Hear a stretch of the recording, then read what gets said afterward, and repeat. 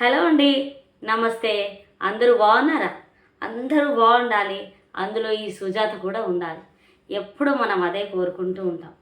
Yes, నేను బాగుండాలి, నాకు డబ్బు కావాలి, నాకు బంగారం కావాలి, నాకు పేరు కావాలి, నాకు ప్రతిష్ట కావాలి, నాకు అది కావాలి, నాకు ఇది కావాలి అని కోరుకునే బదులు అందరూ బాగుండాలి, అందులో మనం కూడా ఉండాలని తప్పకుండా కోరుకోవాలి. ఎప్పుడు మనము ఏదో ఒక గుడికి వెళ్తూ ఉంటాం, ఏదో చర్చికి వెళ్తూ ఉంటాం, మస్జిద్కి వెళ్తూ ఉంటాం. అక్కడ మీరు అబ్జర్వ్ చేయండి. ఎవరికి అంటే ఎవరికి నచ్చింది వాళ్ళు కోరుకుంటారు. నిజంగా మనము కరెక్ట్గా ఆలోచించినట్లయితే మనకి ఏం కావాలో, మనకి ఏమి ఇవ్వాలో భగవంతుడికి తెలిసినంతగా మనకు కూడా తెలీదు, తెలుసా? ఎస్, మనకేమి ఇవ్వాలి, మన లైఫ్కి ఏది ఇస్తే మంచిది, ఏది ఇస్తే మంచిది కాదు అని గాడ్ మొత్తం స్క్రిప్ట్ రాసే మనల్ని భూమి మీదకి పంపుతాడు. ఏమంటారు? నిజమే అంటారా? అవును మ్యామ్ అని కమెంట్ చేయండి. అందరూ మన వీడియోస్ చూస్తూ ఉన్నారు, కానీ ఎందుకో కామెంట్ చేయడానికి సందేహిస్తున్నారు. సందేహించకండి. ఒకరి వీడియో చూసాము, వాళ్ళ మాటలు మనం రోజు వింటున్నాము. మేడం, మేము ఇక్కడి నుంచి పలానా ప్లేస్ నుంచి నేను మీ వీడియోస్ చూస్తూ ఉన్నాను అంటే, అరే మన వీడియో అక్కడి దాకా రీచ్ అయిందా, మనకు చాలా కొంచెం హ్యాపీగా అనిపిస్తుంది కదా. అండ్ మేడం, నేను లైక్ చేశాను, మీకు నేను సపోర్ట్ చేస్తూ ఉంటాను మేడం, హ్యాపీగా అనిపిస్తుంది. అరే నా వీడియో అక్కడికి వెళ్ళింది, ఫలానా వాళ్ళు నన్ను ఇంతలా ఇష్టపడుతున్నారు. ఎస్, ఇంకా నేను ఎంతోమందికి నేను నా అనుభవాన్ని షేర్ చేయాలి.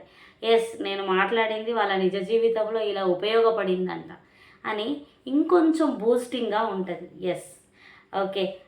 థ్యాంక్స్ ఫర్ వాచింగ్ అండి. ప్రతి ఒక్కరూ ఎవరైతే మన వీడియో చూస్తున్నారో, ఏముంది వీడియోలో ఆల్రెడీ థంబ్నెయిల్ చూసే ఉంటారు. ఇంటికి దీపం ఇల్లాలేనా, ఇంటాయన కాదా అని. ఎస్, ఈ వీడియో చూసినటువంటి ఓపెన్ చేసినటువంటి ప్రతి ఒక్క మహిళకి ధన్యవాదాలు. ప్రతి ఒక్క పురుషునికి ఎస్, ఏదో కొంచెం హోప్స్తోని వచ్చేసి ఉంటారు వీడియోలోకి. ఎస్, మీకు తెలుసా, భార్యాభర్తలు ఇద్దరు కూడా సరి సమానం. ఒక ఎడ్ల బండి ఉంటుందండి, బుల్లక్ కార్ట్, తెలుసు కదా అందరికీ. ఎడ్ల బండి ఒంటెద్దు పోగట అంటారు కదా. ఒరే, ఎవరైనా వాళ్ళ వాళ్ళ వాళ్ళ ఓన్ డెసిషన్ తీసుకొని ఫార్వర్డ్ అవుతూ ఉంటారు కదా. అలాంటప్పుడు yes, own decisions can give best success. But మనకు ఓన్ డెసిషన్స్ అనేది బెస్ట్ అంటే మన వేలో మనం వెళ్ళిపోవాలి, కరెక్టే, ఓకే. కానీ అందులో ఆ వేలో వెళ్ళినటువంటి వాళ్ళ అనుభవాలు ఏంటి, ఎంతవరకు సక్సెస్ అయ్యారు, ఎంతవరకు లాస్ అయ్యారు అనేటువంటిది మనం తెలుసుకొని తిరగాలి. పెద్దల మాట చద్దన్నం మూట, తెలుసా మీకు? పెద్దల మాట విన్నటువంటి వాళ్ళు చెడిపోయిన వాళ్ళు చరిత్రలో లేరు. ఎస్, అలా అని మీ మీ యొక్క సెల్ఫ్ డెసిషన్ని రెస్పెక్ట్ చేసుకోవద్దు అని నేను చెప్పట్లేదు. సెల్ఫ్ డెసిషన్ ఉండాలి, అందులో సజెషన్స్ తీసుకోవాలి. అండ్ ఏది బెస్ట్, ఏది మనకి ఇది సెట్ అవ్వదు అని అనుకున్నప్పుడు మీరు ప్రతిదీ చాలా జాగ్రత్తగా వ్యవహరించాల్సి ఉంటుంది. అలాగనే మీకు తెలుసా, ఒంటెద్దు పోకట పోకురా అంటారు. ఒంటెద్దు పోకట అంటే ఒకటే ఎద్దు, అది బరువును మోయలేదు. రెండెద్దులతోని మనము ఎడ్ల బండి కట్టామనుకోండి, బరువు సరి సమానంగా మోస్తాయి అన్నమాట. బరువు సరి సమానంగా మోసినప్పుడు ఒక ఎద్దు చూడండి, రోడ్స్ అన్నీ కూడా ఒకలాగా ఉండవు కదా. అవి బ్యాగ్స్ క్యారీ చేసినప్పుడు ఎడ్ల బండి మీద పెద్ద పెద్ద బస్తాలు వేస్తారు, అంతెత్తున వేస్తారు. మరి వేసినప్పుడు ఒకవేళ దారి సరిగా లేనప్పుడు ఏ ఎద్దైనా జస్ట్ కొంచెం స్లిప్ అయింది అనుకోండి, బండి ఏమైనా స్కిడ్ అయింది అనుకోండి, ఇంకొక ఎద్దు లాగుతుంది. మీకు తెలుసా? ఎస్, భార్య అప్ అండ్ డౌన్స్ అనేటువంటివి వైఫ్కి హస్బెండ్కి ఇద్దరికీ ఉంటాయి. ఆ రెండెడ్లో ఉన్నటువంటి ఆ బండి ఎక్కడ స్కిడ్ అయినా మళ్ళీ కరెక్ట్ గాడిలోకి, కరెక్ట్ మళ్ళీ దారిలోకి ఆ స్కిడ్ని మళ్ళీ ఒక వేలోకి తీసుకురావడానికి భార్య దగ్గర ఏమైనా కొంచెం ఇట్లా జరిగిపోయింది అనుకోండి, భర్త నడిపిస్తాడు. భర్త అనేటువంటి ఎద్దు ఎద్దు అని అంటున్నానని తప్పుగా అనుకోకండి బ్రదర్స్, సిస్టర్స్. భర్త అనేటువంటి ఎద్దు సరి అయినటువంటి దారిలో నడిపిస్తుంది. అండ్ భార్య ఎక్కడైనా భర్త కొంచెం అంటే వాళ్ళ ఏదైనా ఆఫీస్లో అయినా అయ్యి ఉండొచ్చు, లేకపోతే అంటే ఫైనాన్షియల్గా అయ్యి ఉండొచ్చు, కాస్తంత ఏదైనా చిరాకు పరాకు ఏదో ఉంటుంది కదా, లైఫ్ అన్నాక ఎప్పుడు సాఫీగా జరగదు కదా. అలాగా ఎక్కడైనా కొంచెం భర్తకి అటు ఇటుగా ఉన్నా కూడా భార్య అనేటువంటి ఎద్దు సరిగ్గా నడిపించగలదు ఆ బండిని. ఎస్, ఎద్దు అన్నందుకు మీరు ఎవరు హర్ట్ అవ్వద్దు. ఎడ్లు అనేటువంటివి మనకు వ్యవసాయంలో చాలా ఉపయోగపడతాయి. అవి లేకపోతే మనకు వ్యవసాయమే జరగదు. ఇప్పుడేదో ట్రాక్టర్స్ ఇవి అవి, కానీ అప్పుడు వెనుక రోజులలో అవే మనకు ఫుడ్ని పెట్టాయి తెలుసా. మనందరం ఇప్పుడు అనుకుంటాం yes we are living city life అనుకుంటాం, బట్ ఒకప్పుడు మన తాతలో ముత్తాతలో పల్లెటూరు జీవనాన్ని కొనసాగించినటువంటి వాళ్ళు. And at the same time ఇప్పుడు పాడి పంటలు కదండి, ఈ పాడి పంటలు ఇప్పుడు పాలు అమ్మే వాళ్ళు ఉంటారు. పాలు ఒక గేదె ఎంత మంచి గేదె అయినా సరే 6 to 8 లీటర్స్ అంతకంటే ఎక్కువ ఇస్తుంటాయని నేను అనుకోను. ఇప్పుడు నేనైతే టీచింగ్లో సైన్స్ సబ్జెక్ట్ డీల్ చేశాను. అప్పుడు ముర్రా జాతి గేదెలు, ఇట్లా నల్ల జాతి ఆవులు, ఇట్లా రకరకాల ఆవులు, జెర్సీ జాతి ఆవులు, ఇవి నేను పిల్లలకి చెప్పానన్నమాట. సైన్స్లో ఉండేది లెసన్, తెలుగు మీడియంలో. అవి ఒక్కొక్క దాని అంటే కెపాసిటీ ఎట్లుంటుందంటే, ఇవి పొద్దున ఒక 4 లీటర్ల వరకు, సాయంత్రం ఒక 4 లీటర్ల వరకు పాలు ఇస్తాయి. ఇవి చాలా ఈ పాలు చాలా శ్రేష్టమైనవి, ఇలా ఉంటాయి అన్నమాట. చూడండి, డైరెక్ట్ పాలు తాగగలమా? తాగగలం, కానీ ఎంతమందినైనా పోషించగలుగుతాయి అవి? ఆ ఆవులైనా గేదెలైనా మందిని పోషించగలుగుతాయి చెప్పండి? పోషించలేవు.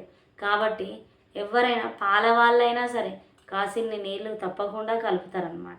ఎస్, ఇప్పుడు వాళ్ళకు 10 లీటర్ల వరకు కస్టమర్స్ ఉన్నారు.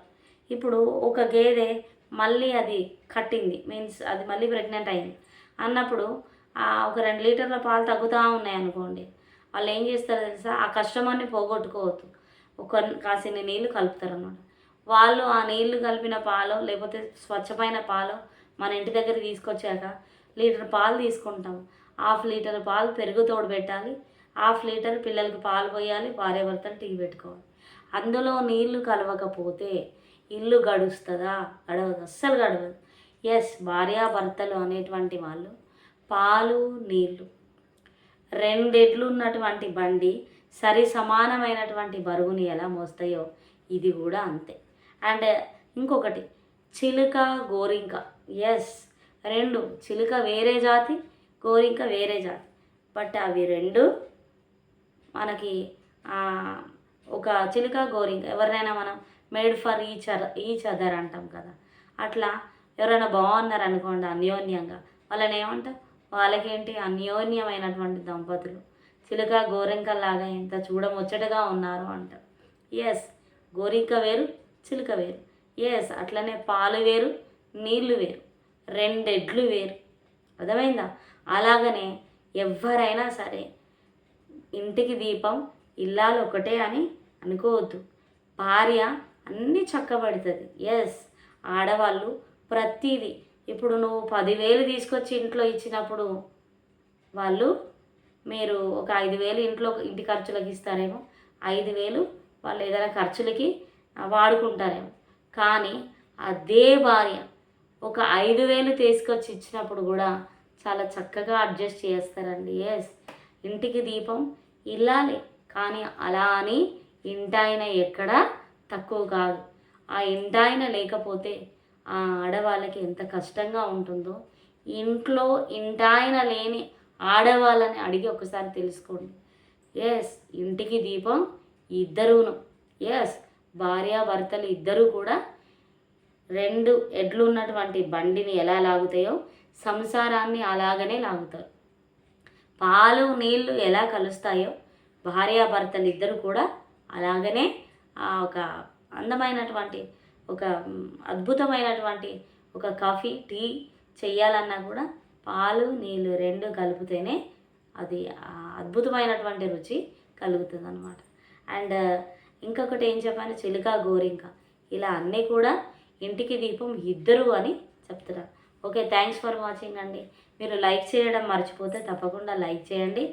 అండ్ ప్లీజ్ విన్నాక మీకు ఏమనిపించినా కూడా ఓకే మాకు ఇది బాగా నచ్చింది అని కమెంట్ చేయండి. లేకపోతే ఇక్కడ ఇది నాకు తెలిసి భార్య ఎద్దు భర్త ఎద్దు అనడం బాలేదు మేడం అని కమెంట్స్ వస్తాయి, చూద్దాం. థ్యాంక్స్ ఫర్ వాచింగ్ అండి. లైక్ ఇచ్చిన వాళ్ళకు, కమెంట్ చేసిన వాళ్ళకు మెనీ థ్యాంక్స్.